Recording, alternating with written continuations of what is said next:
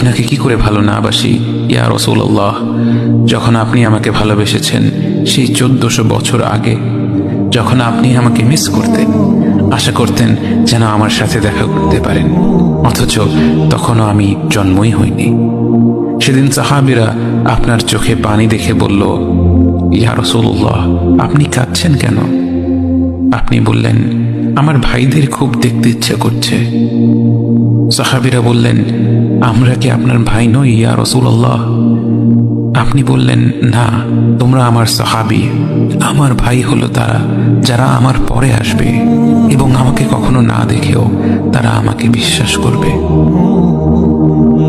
মৃত্যু শয্যায় শুয়ে আপনার অন্তরে এই চিন্তা ছিল যে আমাদের পরিণতি কি হবে। উম্মতি উম্মতি বলতে বলতে আপনি আপনার রবের নিকট ফিরে গিয়েছেন।